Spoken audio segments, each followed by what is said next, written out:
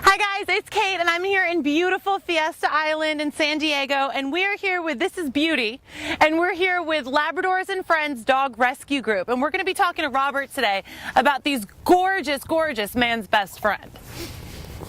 So I'm here with Robert from Labradors and Friends Dog Rescue Group, and these guys are out having a blast right now. From what I've heard, this is pretty much like the all-American dog, you know, from Newfoundland, obviously. But they're great for families, they're great with kids, with cats, with other dogs. What do you find is unique to this specific breed? What characteristics do these dogs have that would be, you know, good for a family? What makes these dogs really good for a family is they're almost always good with kids, always good with other animals. They're highly intelligent, so they can be well trained. They just get along with everybody. They're eager to please. They want to keep their owners happy, so they do what the owner wants them to do. And they're typically very healthy and happy dogs. They're robust. They can handle a lot of circumstances that sometimes might scare other dogs. These guys, you know, loud noises and you know, anxious environments and stuff. Typically, these dogs can come through it with no problem. Right, because you were saying that they were originally bred for duck hunting. They're bred for duck hunting or bird hunting. That's why they're often referred to as a bird dog. Sometimes they're called gun dogs because they're around people who are shooting guns, and that's what makes them such a good dog, is they can be trained to do just about anything. They're great service dogs. Majority of your service dogs you'll see are labs. Right, yeah, I've seen that. They're like all labs. Yeah, exactly. And there's many different colors, right? I mean, what do they come in? Chocolate, black? There's chocolate, black, and yellow are your three common colors. Then you have a version called a Dudley, which is usually the nose is a yellow color instead of black. And they're typically yellow themselves. We also on occasion get white labs, which are basically yellow lab with very light color, but they're considered white labs. And these guys obviously love to swim. I mean, they've been playing in the water all day. These guys are soaked. It's a good thing that we're animal lovers and that we don't mind. Yeah. But yeah, these guys are absolutely soaked. They totally love just swimming. It's amazing to watch. I mean, look at that. It's their natural instinct. That's what they want. In fact, even when we were here earlier today, they were in the water without even any cue. They just wanted to go in the water. They just love it, yeah. You know, they're playing like all dogs do. What are some stories that stand out to you in your particular rescue? Early this year, about February or March, there was a place up in the high desert of California. A lady about 40 years ago had started a rescue. Unfortunately, it got out of control. She was actually doing a really good job at the rescue. She just had, pretty soon people were randomly bringing dogs to her, not telling her about it, leaving dogs on her property, and they weren't being spared. It got to the point where they couldn't get spayed and neutered in time. They started reproducing, and it just kept escalating until early this year, where she finally went to a neighbor and said, "I need help, you know, getting these dogs taken care of." At the time, she had about 450 dogs on the property.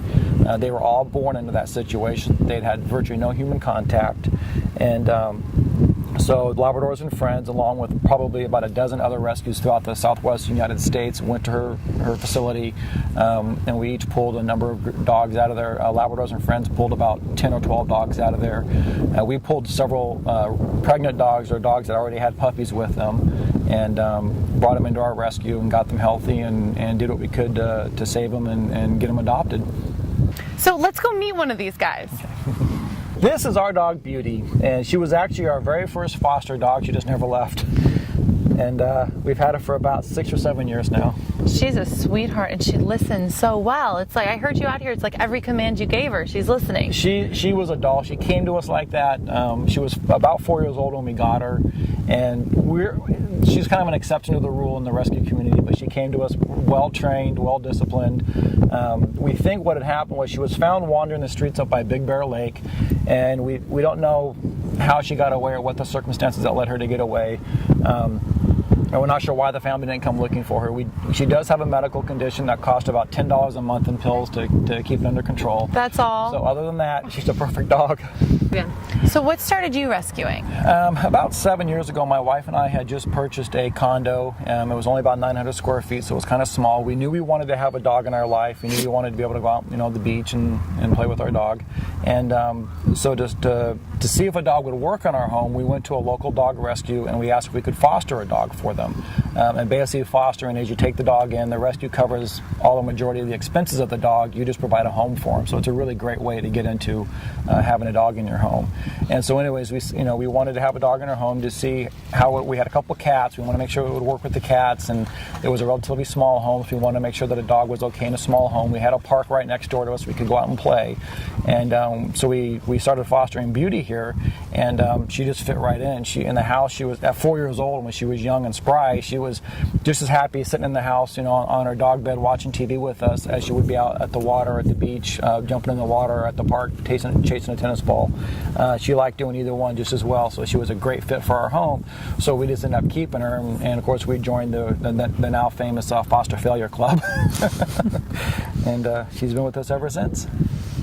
So you mentioned that you got involved initially by being a foster home, and that sounds like a really great way to get involved. What is it, and how would you go about getting involved as a foster? Being a foster is a great opportunity for both for the family. It's a great way for you to find out what kind of dog works in your home. Not almost all, but plenty of our adoptions actually come from our foster families. So it's a good way for them, for you to get involved in a rescue, find out what kind of dog works in your home, if a dog is going to work in your home, because it is a pretty big change in your lifestyle if you don't currently have any dogs in your home to bring one in. And the great thing about being a foster family is you're helping the rescue out because they don't have to pay for boarding, and it gives the dog a family environment to live in until he is adopted,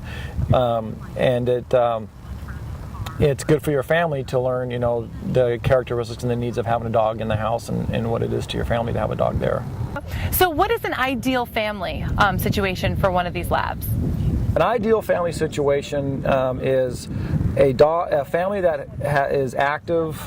Maybe they go on hikes, they go camping, they go to the beach and want a dog to hang out with them. They may have a couple of kids that would be good for the dogs. Kids love dogs, and labs are the best dogs in the world for kids. Anything that is an active family is good for these dogs. So if someone's interested in adopting one of these labs, if they feel like this is the right fit for them, how do they go about adopting? The process for us is you go onto our website, we have a link that says adoption application.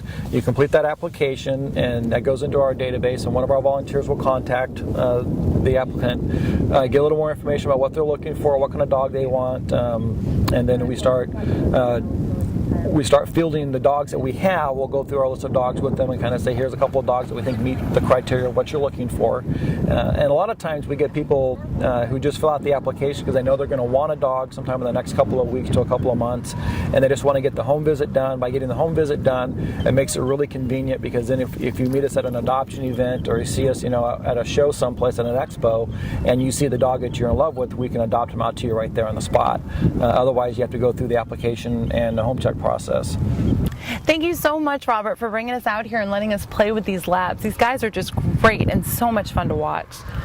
And if you at home want to get involved or adopt, or if you just want some more information on Labradors and Friends Dog Rescue, go to labradorsandfriends.org.